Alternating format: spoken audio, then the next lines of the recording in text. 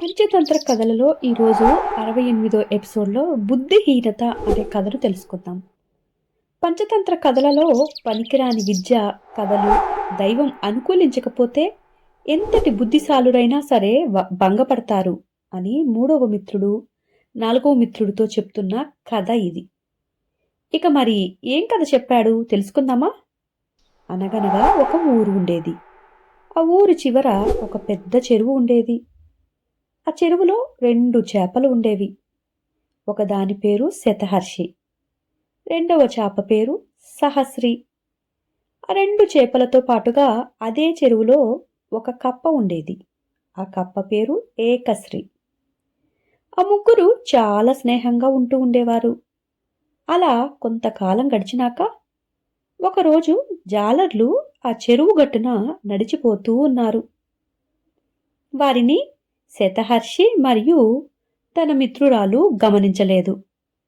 కాని ఏకశ్రీ ఆ జాలర్లని గమనించకుండా నీటిలో తులితిల్లు పడుతూ ఎగిరెగిరి పడుతూ ఆడుకుంటున్నాయి అని గమనించి ఆ 2 చేపలను చూడటం గమనించాడు ఆ కప్ప.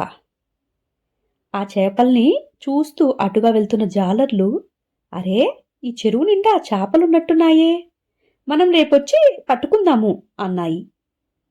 ఈరోజు మనం వలలు తీసుకురాలేదే, తెచ్చి ఉంటే అవి ఎంచక్కా ఇప్పుడే పట్టుకుని వెళ్ళేవాళ్ళం అనుకుంటూ ఒకరికొకరు ఇంటికి వెళ్ళిపోయారు.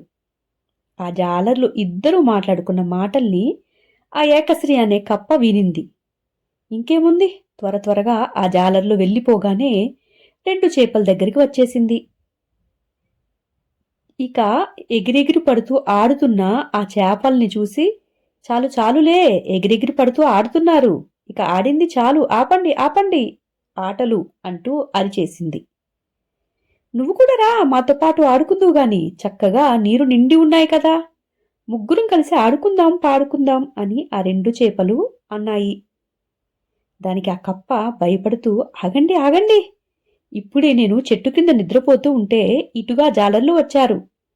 వాళ్ళు వలలు తీసుకురాలేదు కాబట్టి ఈరోజు మిమ్మల్ని పట్టుకుపోలేదు, లేదంటే ఇప్పుడే పట్టుకుపోయేవారట. వాళ్ళు వలలు తెచ్చుకుని రేపు వచ్చి మిమ్మల్ని పట్టుకుంటారంట అని వణికిపోతూ చెప్పింది.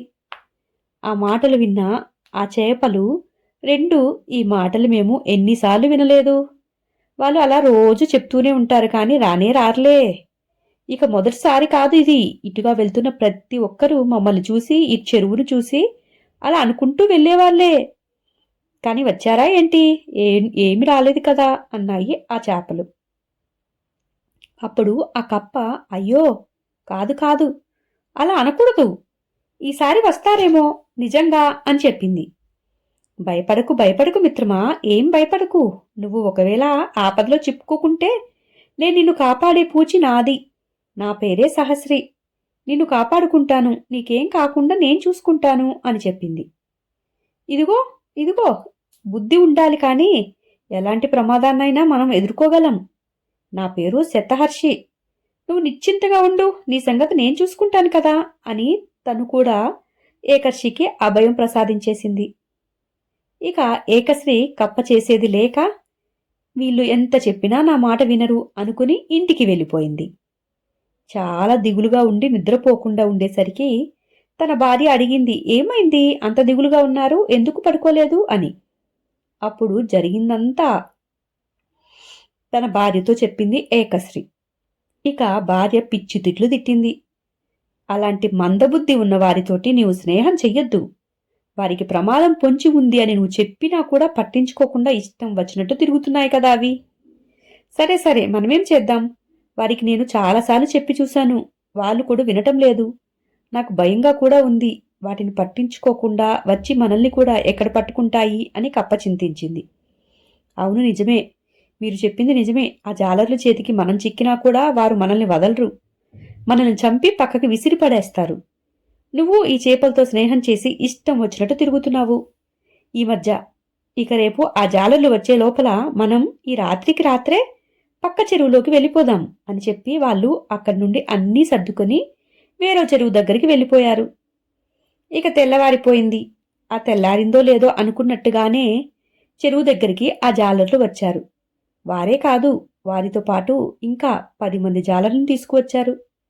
ఈ చెరువులో చాలా చేపలున్నాయి అని చెప్పి ఇక ఆ జాలర్లందరూ ఒక్కొక్క ఇంచు కూడా వదలకుండా ఆ చెరువును మొత్తం గాలం వేసి వలపట్టారు. ఇక 2 చేపలు తప్పించుకోలేక ఎన్ని ప్రయత్నాలు చేసినా వారి ఉపాయం ఫలించలేదు. జాలర్లు వేసిన వలలో చిక్కుకున్నాయి. వీరికి దైవం అనుకూలించలేదు.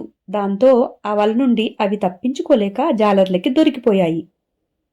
వాటి నుండి దైవం సహకరించలేదు కాబట్టి తప్పించుకోవటం సాధ్యం కాలేదు వాటికి. అప్పుడే పక్క చెరువు దగ్గరికి వెళ్ళిన ఆ కప్పలు 2 జాలర్లు వలలో బంధింపబడి తీసుకువెళ్తున్న వారిని, స్నేహితుడైన శతశ్రీని మరియు సహశ్రీ ఏడుపుల్ని విన్నారు. ఆ ఏకశ్రీ వారిని విని, అయ్యో అయ్యో, నా స్నేహితులిద్దరూ ఆ జాలర్ల చేతుకు చిక్కారే, దేవుడే వారికి సహాయం చేస్తాడు అనుకున్నానే, ఇప్పుడు ఎలాగా, వారిద్దరిని ఎలా రక్షించాలి అని బాధపడుతూ ఉన్నాడు. అప్పుడు తన భార్య, ఈ ప్రబుద్ధుని నమ్ముకొని ఉంటే మన బతుకులు కూడా ఇలాగే అయి ఉండేవి. ముందుగానే ఇవి చెప్పావు కాబట్టి మనం జాగ్రత్త పడి ఈ చెరువులోకి వచ్చి బయటికి పడ్డాము. లేదంటే ఆ మూర్ఖుల్లాగే మనం కూడా ఈరోజు వారితో పాటు అలా ఏడుస్తూ కూడా చచ్చిపడి ఉండేవాళ్ళం చెరువు ఒడ్డున అని భార్య చెప్పింది. ఇక ఏకశ్రీ చింతిస్తూ, అవును, నిజంగానే నిజం. నీవు ముందుగా నన్ను హెచ్చరించే అక్కడి నుండి ఇక్కడికి తీసుకువచ్చావు. లేదంటే ఈరోజు నా మిత్రుల మాట నేను విని ఉంటే, వారు చెప్పిన గొప్ప గొప్ప మాటలు విని నా ప్రాణాలు వాళ్ళు రక్షిస్తారులే అని నేను అనుకుని ఉంటే, నిజంగానే ఈరోజు నేను నీ దగ్గర ఉండేవాణ్ణి కాదు. వాళ్ళు కూడా నా మాటలు విని మనతో పాటు వచ్చి ఉంటే వాళ్ళ ప్రాణాలు కూడా ఈరోజు దక్కి ఉండేవి. అలాగా నా మాటలు వినకుండా పెడచెవిని పెట్టి ఉండటం వల్లనే ఈరోజు ఇలాగా వారిద్దరూ జాలర్ల చేతికి చిక్కారు అనుకుని బాధపడిపోయింది ఆ కప్ప. సరే సరేలే, దానికి నువ్వేం చేస్తావు? ఒకసారి ఎవరైనా హెచ్చరిస్తే ఆ మాట వినాలి. స్నేహితులు ఎందుకు చెప్తున్నారు ఏంటి అనేది. అలా వినకుండా బుద్ధి లేకుండా ఉంటే ఇలాగే జరుగుతుంది. ఇక వారి గురించి మర్చిపోండి. ఇప్పటికైనా మీరు జాగ్రత్తగా ఉండండి అని భార్య చెప్పింది. హాయ్ గైస్, ఈ రోజుతోటి ఈ కథ అయిపోయింది. నెక్స్ట్ వేరొక కథ ఏం జరుగుతుంది అనేది మనం నెక్స్ట్ ఎపిసోడ్లో తెలుసుకుందాం. ఈ కథ మీకు నచ్చిందా? నిజమే కదా, మనకేదైనా అపాయం జరగబోతుంది అని మన స్నేహితులు కానీ ఎవరైనా మన శ్రేయోభిలాసులు కానీ చెప్పినప్పుడు మనం ఒక్కొక్కసారి ఆ మాటల్ని వినకుండా పెడచెవిని పెడతాం, మన ప్రాణాల మీదకి తెచ్చుకుంటాం కదా. వీలైతే మీ శ్రేయోభిలాషులు అనుకునేవారు ఏదైనా మిమ్మల్ని హెచ్చరిస్తే మీరు వినటం నేర్చుకోండి. అది మీ లైఫ్కి ఎప్పటికైనా మంచిదే కదా. సరే, ఇప్పటి వరకు నా ఛానల్ని సపోర్ట్ చేస్తున్న మీ అందరికీ చాలా థ్యాంక్ యూ గాయస్. ఒకవేళ నా ఛానల్ని సబ్స్క్రైబ్ చేసుకోకపోతే చేసుకోగలరు. చేసుకొని ఉంటే ఒక్క ఫ్రెండ్కైనా షేర్ చేయగలరు. Thank you guys. తిరిగి నెక్స్ట్ ఎపిసోడ్లో కలుద్దాం. బాయ్.